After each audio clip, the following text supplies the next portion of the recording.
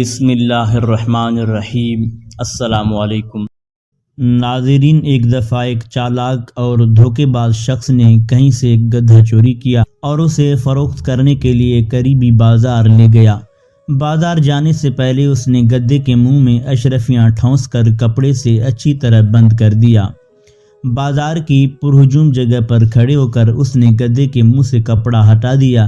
جیسے ہی کپڑا ہٹا، گدھے کے منہ سے اشرفیاں نکل کر زمین پر گرنے لگیں۔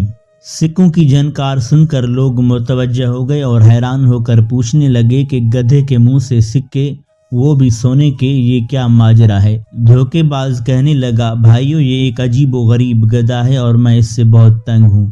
میں جب بھی پریشان یا اداس ہوتا ہوں تو دن میں ایک بار اس کے منہ سے سونے کی اشرفیاں گرنے لگتی ہیں۔ اب تو میرے گھر میں اشرفیاں رکھنے کی جگہ بھی نہیں بچی، اس لیے میں چاہتا ہوں کہ اسے کوئی ضرورت مند اور جانوروں سے پیار کرنے والا تاجر خرید لے۔ لوگوں نے اشرفیاں گرتی ہوئی اپنی آنکھوں سے دیکھ لی تھیں اور باقی کا قصہ سن کر ہر کسی کی خواہش یہی تھی کہ یہ گدھا جتنے میں بھی مل جائے سستا ہے۔ ایک دوسرے سے بڑھ چڑھ کر بولیاں لگاتے ہوئے آخرکار ایک بڑے تاجر نے خطیر رقم کے عوض اسے خرید لیا۔ فروخت کرنے والے نے رقم اور زمین پر گرے ہوئے سکے سمیٹے اور گھر چلا گیا۔ جس تاجر نے گدھا خریدا تھا وہ فخر سے گردن نکڑائے ہوئے چل رہا تھا اور لوگ اس کے پیچھے پیچھے چلتے ہوئے اس کے گھر تک پہنچ گئے۔ سارے لوگ مل کر اداس اور پریشان شکلیں بنا کر گدھے کے ارد گرد بیٹھ گئے۔ لوگ بیٹھ کر انتظار کرتے رہے اور بالآخر وہ سچ مچ پریشان ہو گئے۔ اس دوران گدھا جو کب سے بھوکا تھا، اس نے خوب چارہ کھایا مگر ایک سکہ تک نہ گرا۔ آخر وہاں سے ایک کسی دانا کا گزر ہوا، اس نے بتایا کہ تمہارے ساتھ دھوکا ہو چکا ہے۔ اس سے پہلے کہ فروخت کرنے والا بھاگ جائے فوراً اس دھوکے باز کو پکڑو۔ وہ تاجر اور دوسرے لوگ اکٹھے ہو کر جب اس دھوکے باز کے گھر کے باہر پہنچے اور دروازہ کھٹکھٹا کر اس کے متعلق پوچھا تو اندر سے اس دھوکے باز کی بیوی نے کہا کہ وہ تو کہیں کام سے دوسرے گاؤں گئے ہوئے ہیں، آپ باہر ہی انتظار کریں، میں اپنا پالتو کتا بھیج کر اسے بلا لیتی ہوں۔ یہ جا کر انہیں آپ کے متعلق بتائے گا اور انہیں ہر صورت ساتھ بھی لے کر آئے گا۔ لوگ دلچسپی سے دیکھنے اور سوچنے لگے کہ یہ کیسے ہو سکتا ہے کہ کتا اپنے مالک کو گھر لائے۔ دراصل اس چالاک شخص نے جب دیکھا کہ تمام لوگ اس کے گھر کے باہر جمع ہیں تو اس نے اپنی بیوی کو کتے والی پٹی پڑھا دی تھی۔ گھر میں پہلے سے ہی بندھے ہوئے کتے کو آزاد کیا اور خود گھر کی پچھلی سمت سے چپکے سے نکل گیا۔ کتے کے ساتھ دور جا کر پھر اسی کتے کو پکڑ کر اس کے ساتھ واپس گھر کی طرف چل دیا۔ تھوڑی دیر گزری تو لوگوں کو اپنی آنکھوں پر یقین نہیں آ رہا تھا کہ وہی شخص جس نے گدھا فروخت کیا تھا اسی کتے کے پیچھے پیچھے چلتا ہوا آ رہا تھا۔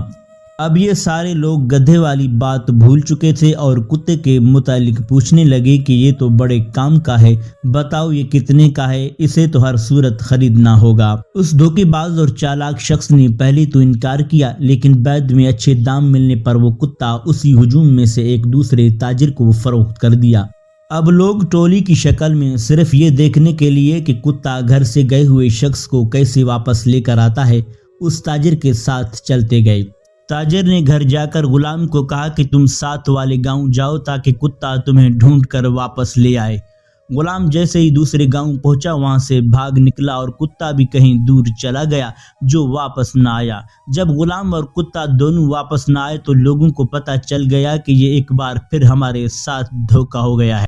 وہ دوبارہ اکٹھے ہو کر جب اسی دھوکے باز کے گھر گئے تو وہ ایک بار پھر گھر کے پچھلے خفیہ دروازے سے بھاگ نکلا اور اس کی بیوی کہنے لگی وہ ساتھ والے گاؤں کسی کام سے گئے ہوئے ہیں۔ لوگوں نے کہا کہ آج ہم اس کا گھر کے اندر بیٹھ کر انتظار کریں گے اور یوں دونوں تاجروں سمیت ارد گرد کے تمام لوگ اس کے گھر میں بیٹھ گئے۔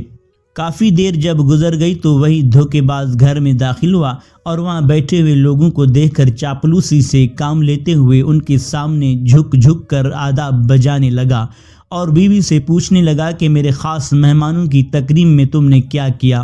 ان مہمانوں کو کچھ کھانے پینے کو دیا یا بھوکا ہی بٹھایا ہوا ہے؟ وہ لوگ دل ہی دل میں شرمندہ ہونے لگے کہ ہم جسے دھوکے باز سمجھ رہے ہیں وہ تو بڑا سخی اور مہمان نواز بندہ ہے۔ اس کی بیوی نے انکار میں سر ہلاتے ہوئے کہا کہ ان فضول اور فالتو لوگوں کو کون اپنا مہمان بناتا ہے؟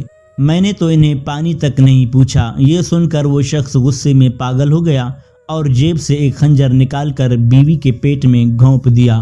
فوراً لہو بہہ نکلا اور اس کی بیوی لہرا کر نیچے فرش پر گر پڑی۔ وہاں بیٹھے ہوئے لوگ اسے برا بھلا کہنے لگے کہ ہمارے پیسوں کو تو رہنے دو، لیکن ہمارے لیے اپنی بیوی کو قتل کرنا کہاں کی دانش مندی ہے۔ وہ چالاک اور دھوکے باز کہنے لگا، آپ لوگ فکر نہ کرو، یہ ہمارا روزانہ کا معمول ہے۔ میں اسے غصے میں آ کر قتل کر دیتا ہوں تو دوبارہ اس سینگ سے زندہ بھی کر دیتا ہوں۔ یہ کہتے ہوئے اس نے دیوار پر لٹکے ہوئے کسی جانور کے بڑے سے سینگ کی طرف اشارہ کیا۔ پھر وہ سینگ اتارا اور مری ہوئی بیوی کے پاس بیٹھ کر سینگ کو منہ میں دبا کر سپیروں کی طرح جھوم جھوم کر پھونک مار کر بجانے لگا۔ تھوڑی دیر بعد وہی مقتولہ جو کچھ دیر پہلے سب کے سامنے خنجر کے وار سے ہلاک ہو چکی تھی، اپنے زخم پر ہاتھ رکھے ہوئے اٹھ کھڑی ہوئی۔ تمام لوگ حیرت زدہ رہ گئے اور ایک بار پھر وہ سب یہ بات بھول کر کے یہاں کیوں آئے ہیں، اس سینگ کو خریدنے کے در پہ ہو گئے۔ دھوکے باز نے بولی بڑھانے کی خاطر کہنا شروع کر دیا کہ یہ طلسماتی سینگ پوری دنیا میں ایک ہی ہے جو صرف میرے پاس ہے، اور میں اسے کسی بھی قیمت پر فروخت نہیں کروں گا۔ کرتے کرتے ایک بڑے تاجر نے سب سے زیادہ رقم ادا کر کے وہ سینگ خرید لیا، اور سینگ خرید کر وہ لوگ اپنے اپنے گھروں کو چلے گئے۔ جس نے سینگ خریدا تھا کہنے لگا، میں جو اپنی بیوی کی چخ چخ سے تنگ ہوں، آج اگر اس نے لڑائی کی تو میں مار دوں گا اور رات سکون سے گزار کر صبح سینگ کی مدد سے زندہ کر دوں گا۔ ناظرین، لیکن در حقیقت اس دھوکے باز نے جب اپنے گھر کے باہر لوگوں کو اکٹھا دیکھا تو فوراً منصوبہ بنا کر اس میں اپنی بیوی کو شامل کر لیا تھا۔ لال رنگ کو ایک تھیلی میں ڈال کر بیوی کے کپڑوں میں چھپا دیا، پھر ایک خنجر لیا جس کے دستہ میں خفیہ خانہ اور ایک بٹن تھا جس کو دبانے سے خنجر کا پھل اپنے دستے میں غائب ہو جاتا تھا، اور ایک پرانا بیکار سینگ لے کر دیوار پر لٹکا دیا اور خود گھر کے خفیہ راستے سے نکل کر تھوڑی دیر روپوش رہ کر واپس آ گیا، اور پھر بیوی کو زندہ کرنے کا ڈرامہ رچا کر بیکار سینگ فروخت کر دیا۔ جس نے سینگ خریدا تو جیسے ہی گھر پہنچا تو اس کی بیوی نے حسب معمول لڑائی شروع کر دی۔ اس نے بے فکر ہو کر خنجر نکالا اور بیوی کے پیٹ میں گھونپ دیا۔ خون نکلا، وہ تڑپی اور ٹھنڈی ہو گئی۔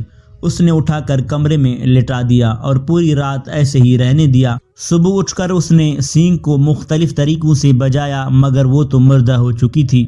دھیرے دھیرے اسے اپنی بے وقوفی کا احساس ہونے لگا۔ وہ پچھتاوے کے احساس کے ساتھ گھر سے نکلا تو باہر تمام لوگ اس کے منتظر تھے کہ پتہ کریں رات کیا بیتی اور سینگ نے کیا کمال دکھایا۔ وہ شخص دکھ اور شرمندگی کو چھپانا چاہتا تھا، مگر کچھ لوگوں نے جب اصرار کیا تو اصل بات اگلوا ہی لی۔ اب کی بار انہوں نے پکا ارادہ کر لیا کہ اب اس دھوکے باز کی کسی بات میں نہیں آنا، اور اس کو دیکھتے ہی قابو کر کے ایک بوری میں بند کر کے سمندر میں پھینک دیں گے۔ سب نے اس پر اتفاق کیا۔ ایک بار پھر وہ لوگ اکٹھے ہو کر اس دھوکے باز کے گھر پہنچے اور اندر جا کر اسے قابو کر لیا۔ بڑی سی بوری میں ڈال کر سمندر کی طرف چل دیے۔ ناظرین، سمندر وہاں سے کافی دور تھا۔ بوری میں بند دھوکے باز شخص کو باری باری اٹھاتے ہوئے وہ سب لوگ تھک گئے تھے۔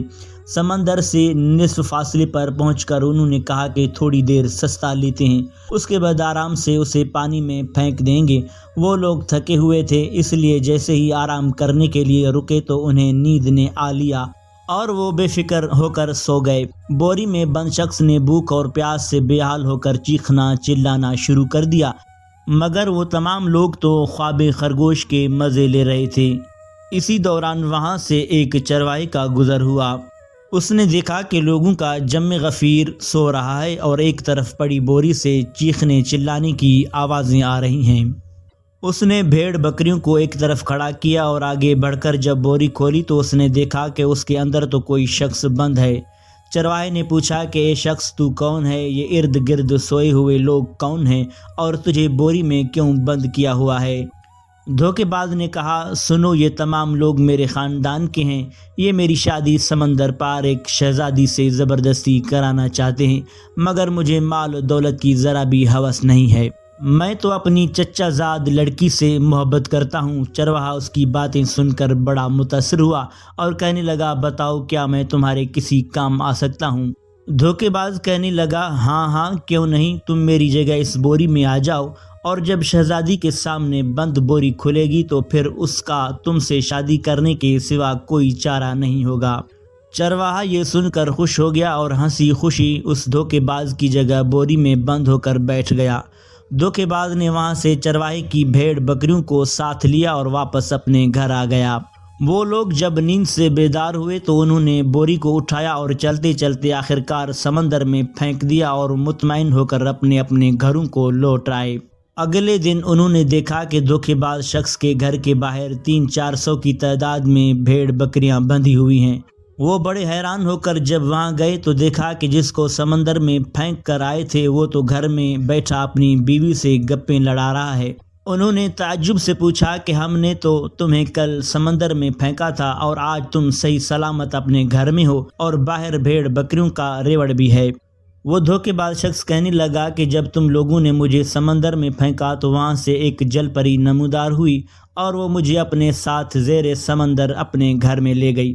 وہاں ہیرے جواہرات اور موتیوں سے بنے ہوئے بے شمار محل اور ہزاروں کی تعداد میں مال مویشی تھے۔ جل پری نے مجھے مہمانوں کی طرح رکھا اور میری خوب خاطر مدارت کی۔ وہ مجھ سے شادی کرنا چاہتی تھی اور وہاں کا حاکم بنانا چاہتی تھی، مگر جب میں نے کہا کہ میری پہلے سے ایک بیوی ہے اور میں اپنے گھر جانا چاہتا ہوں تو اس نے کہا کہ کوئی بات نہیں، اور اپنی طرف سے بھیڑ بکریوں کا تحفہ دے کر کہنے لگی کہ اگر تمہارے علاقے میں کوئی ایسا شخص ہو جو یہاں کی جل پریوں سے شادی کر کے یہاں عیش و عشرت کی زندگی گزارنا چاہتا ہو تو اسے یہاں لے آنا۔ یہ بات سننے کی دیر تھی کہ وہاں آئے ہوئے تمام بوڑھے اور جوان کہنے لگے ہم وہاں جانا چاہتے ہیں اور وہاں جا کر حاکم بننا چاہتے ہیں۔ اس دھوکے باز شخص نے کہا کہ تم تو صرف چند افراد ہو، اگر اس قصبے کے تمام لوگ بھی وہاں چلے جائیں تو پھر بھی کم ہیں۔ انہوں نے کہا کہ ہم قصبے کے ہر شخص کو اپنے ساتھ جانے کے لیے راضی کر لیں گے۔ دھوکے باز نے کہا کہ ٹھیک ہے، کل صبح کے وقت سمندر کے کنارے ہر شخص اپنے لیے ایک بوری اور ایک رسی لے کر پہنچ جائے، اور وہاں پہنچ کر ہر شخص ایک دوسرے کو بوری میں بند کرنے میں مدد کرے گا۔ ناظرین، اگلے روز صبح کے وقت دھوکے باز شخص نے سب کو بوری میں بند کیا اور اپنی بیوی کی مدد سے تمام بوریوں کو سمندر میں پھینک دیا، اور اس کے بعد وہ دھوکے باز بے وقوفوں کے قصبے کا تنہا مالک بن گیا۔